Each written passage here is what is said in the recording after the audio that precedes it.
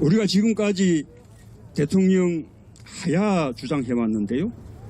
하야하고 탄핵하고 어떻게 다른지 아십니까?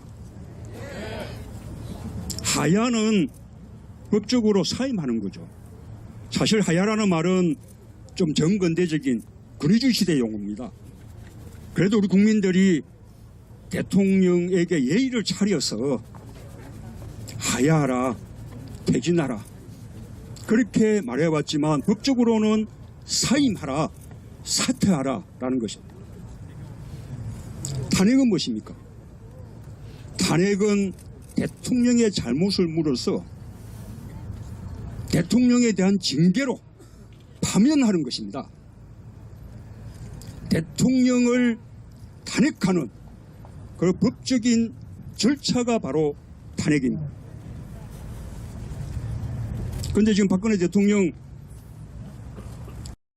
헌법 파괴, 국정농단, 권력형 비리 엄청난 범죄를 저질렀죠. 그러면 어떻게 해야 됩니까? 파면해야죠. 파면하기 위해서 탄핵해야죠.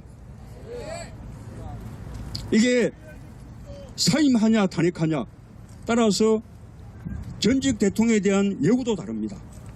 우리 공무원들도 그렇죠. 사임하면 공무원 연금 다 받지만 파면당하면 자기가 낸 돈만 돌려받고 공무원 연금 못 받지 않습니까? 대통령이 사임하면 전직 대통령 예우 받지만 파면당하면 탄핵당하면 전직 대통령 예우를 받지 못하게 되는 것이거든요. 전직 대통령 예우가 박탈되게 돼 있습니다. 자, 어느 쪽입니까? 박탈해야 됩니다. 박근혜 대통령 탄핵으로 파면해야죠. 그런데도 그동안 우리 국민들 하야를 요구한 것은 그래도 탄핵에는 시간이 걸리니까, 또 하나는 우리 국민들 정말 마음이 착해서 그래도 탄핵당하느니 스스로 물러나는 것이 본인에게도 좋고 우리 국가 체면도 덜 손상되고 그렇게 선의로 스스로 물러나라고 요구해봤던 것이거든요. 그런데 박근혜 대통령 우리 국민들이 그렇게 많은 기회를 주는데도 불구하고 우리 국민들의 호의를 모두 걷어찼습니다. 자, 그러면 이제 탄핵이죠? 네. 탄핵뿐이죠? 네. 자, 탄핵의 길로 다들 함께 주시겠습니까? 네. 국회에서 탄핵이 의결되면요, 또 한 가지 의미가 있습니다.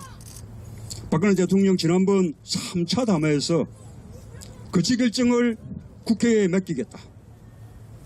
국회가 거치를 결정해주면 그게 따르겠다 해서 탄핵 의결은 국회의원 제적 3분의 2 이상이 찬성해야만 의결이 되는 건데, 자, 국회가 제적 의원 3분의 2 이상 찬성으로 탄핵을 의결한다면 그거야말로 국회가 거치를 확실하게 결정한 거 아닙니까? 그러면 이제는 딴 말하지 말고 국회가 정해준 거치 결정에 따라서 바로 대통령직에서 사임해야죠. 네. 맞습니까? 네. 그런데 또 박근혜 대통령 아마도 탄핵 모면하기 위해서 9일 전에 뭔가 또 4차 담화 지금 하겠다고 하지요. 이런 또 다른 제안을 할지 모릅니다. 그러나 저는 이제는 박근혜 대통령이 무슨 제안을 하더라도 파면을 탄핵을 모면하려는 그런 꼼수에 지나지 않는다고 생각합니다. 이런 꼼수 용납할 수 있겠습니까?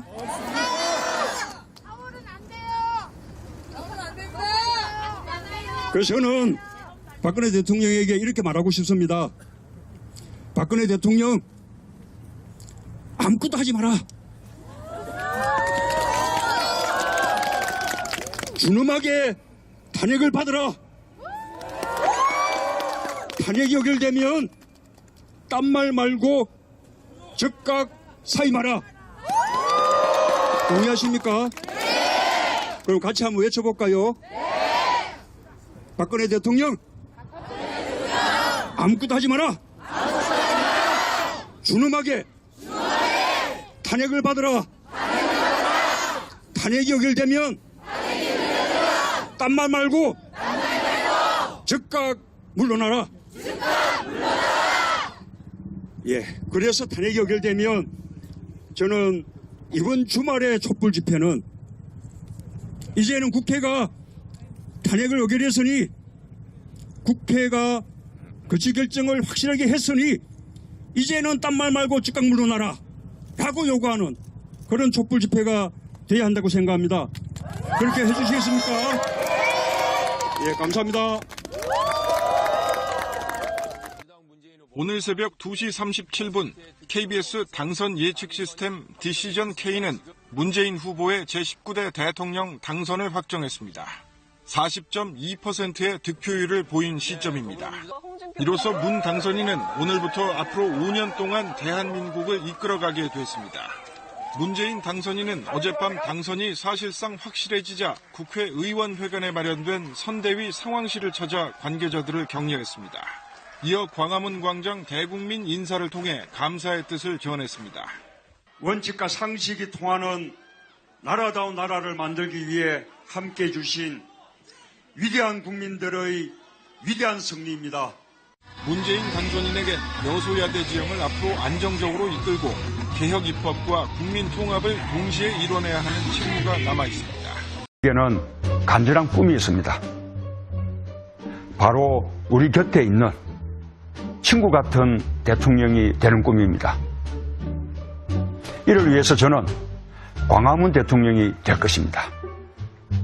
권위와 불통의 상징인 청와대를 국민께 돌려드리고 집무실을 광화문 정부 청사로 옮기겠습니다. 공무원들과 머리를 맞대고 앉아서 토론하고 퇴근길엔 남대문 시장에서 국민과 소주 한 잔 나눌 수 있는 서민 대통령이 되겠습니다. 광주 양동시장에서, 대구 서문시장에서, 부산 짜갈치시장에서 국민들과 만나 막걸리 잔 기울이며 소통하는 대통령이 되겠습니다. 대통령의 24시간을 투명하게 공개하겠습니다. 우선 군의적인 대통령 문화를 청산하겠습니다. 준비를 마치는 대로 지금의 청와대에서 나와 광화문 대통령실을 열겠습니다. 참모들과 머리와 어깨를 맞대고 토론하겠습니다. 국민과 수시로 소통하는 대통령이 되겠습니다. 주요 사안은 대통령이 직접 언론에 브리핑하겠습니다. 퇴근길에는 시장에 들러 마주치는 시민들과 격이 없는 대화를 나누겠습니다. 때로는 광화문 광장에서 대토론회를 열겠습니다. 대통령의 제왕적 권력을 최대한 나누겠습니다. 권력기관은 정치로부터 완전히 독립시키겠습니다.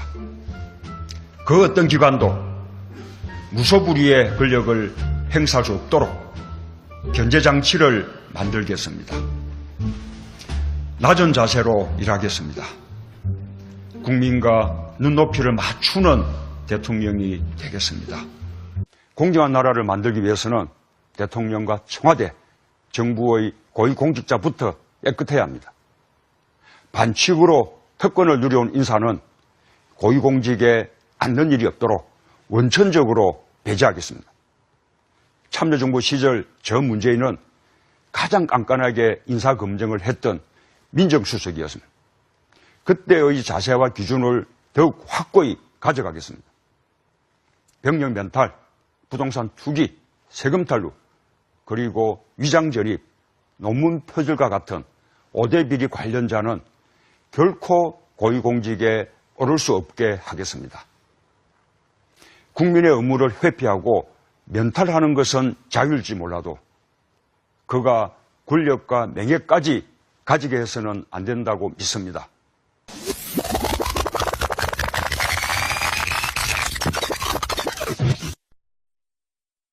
공정한 나라를 만들기 위해서는 대통령과 청와대, 정부의 고위공직자부터 깨끗해야 합니다. 반칙으로 특권을 누려온 인사는 고위공직에 앉는 일이 없도록 원천적으로 배제하겠습니다. 참여정부 시절 저 문재인은 가장 깐깐하게 인사검증을 했던 민정수석이었습니다. 참여정부 시절 저 문재인은 가장 깐깐하게 인사검증을 했던 민정수석이었습니다. 참여정부 시절 저 문재인은 가장 깐깐하게 인사검증을 했던 민정수석이었습니다. 그때의 자세와 기준을 더욱 확고히 가져가겠습니다. 병력 멘탈, 부동산 투기, 세금 탈루, 그리고 위장 전입, 논문 표절과 같은 5대 비리 관련자는 결코 고위공직에 오를 수 없게 하겠습니다.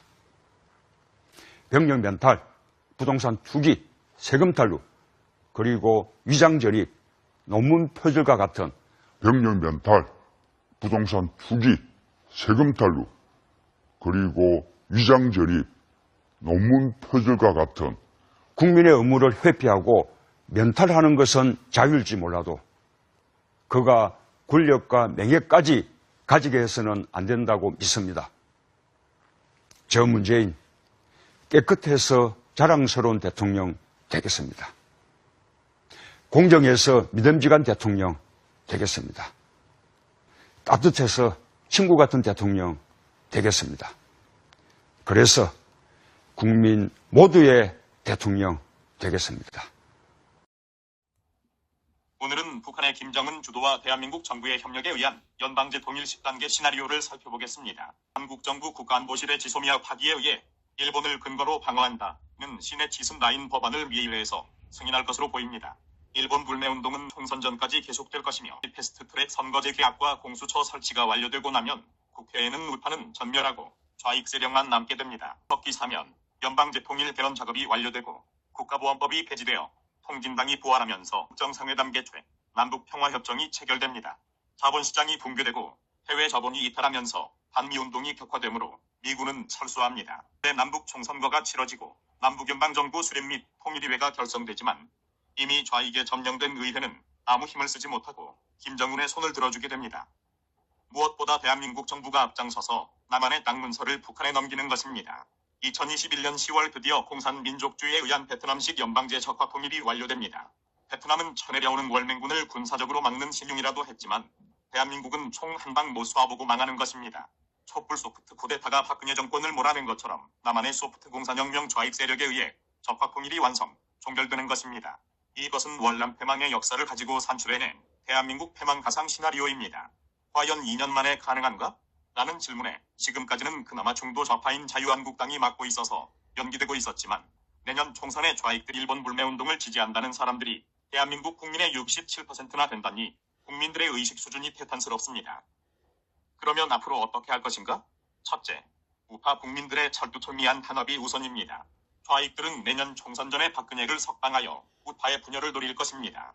말려들면 안 됩니다. 좌익들이 선거 연령도 18세로 낮추어 놓아서 전교조에 세뇌된 고교생들이 많기 때문에 우파에게는 절대 불리합니다. 좌익들은 지령에 따라 철저하게 조직적으로 움직이고 있어서 계속 성공하고 있습니다. 둘째, 자유한국당, 우리공화당, 바른미래당을 비롯한 중도 우파 세력들은 무슨 수를 써서라도 금년 11월 본회의에 상정되는 일본 패스트트랙 선거계약법 준연동형 비례대표제를 막아야 합니다. 우리한국당과 바른미래당 같이 소수당에 유리한 법안이라고 넙죽 받아먹으면 안 됩니다. 독이 등잔입니다. 그 다음은 두 번째 패스트트랙 검찰개혁법, 공수처 설치입니다. 패스트라는 단어가 붙은 이유는 그만큼 바쁘다는 것입니다. 정권이 바뀌기 전에 끝내라는 지령이 내려왔기 때문일 것입니다. 셋째, 문재인 정권의 폭풍 공작 평화 공세입니다. 문재인이 평화를 노래 부르는 것은 베트남 패망의 희열을 느끼기 때문입니다. 남침하지 않겠다, 거짓 약속한 월맹의 레두프와 그 말을 믿은 미국 키신저의 평화협정으로 두 사람은 노벨상을 탔습니다. 하지만 레두프는 평화를 즐기는 월남을 기습했으며 타격을 받은 미군과 한국군은 철수했고 월남은 패망했습니다. 대한민국도 마찬가지입니다. 문재인과 김정은의 평화협정 시도는 기필코 막아야 합니다. 적화통일이 되면 남한의 좌익들은 월맹처럼 모두 김정은에 의해 총살당합니다. 마지막 사진입니다. 물론 좌우에 갇혀서 2천만 명이 학살당합니다. 대한민국은 나라가 망할 때의 말기 증상이 나타난 지 오래입니다. 월맹과 유사한 말기암 증상의 이유, 첫째, 간첩에 의해 점령된 군대와 군 장성들이 월맹 거짓대에게 항복했습니다. 한마디로 탱크 부대가 죽창 부대에게 손든 것입니다. 둘째, 국가 중 추세력을 간첩이 장악하여 대통령 비서실장, 법무부 장관이 적과 내통했습니다. 셋째, 우리로 치면 기무사와 국정원 등의 공안부서를 붕괴시키자 검찰과 경찰도 무력화되어 아무것도 못했습니다. 이들 역시 모두 자신들을 스스로 죽인 꼴입니다. 넷째, 학계, 종교계, 시민단체의 간첩이 침투하여 거대한 반정부 세력을 조직하여 국가를 파괴했습니다. 다섯째, 언론이 앞장서서 나팔을 불며 국민을 세뇌시켰습니다. 여섯째, 나라를 위기에서 구해야 하다고 외치는 우익인사들을 암살 테러하여 침묵시켰습니다. 그런 이후에 자신들은 월맹에 의해 철조망에 매달려 처형당합니다. 얼마나 어리석은 짓입니까? 여기서 대한민국 땅에 살아가는 좌익들은 왜 자신의 목에 스스로 칼을 찌르려 하는지 철저히 반성해야 합니다.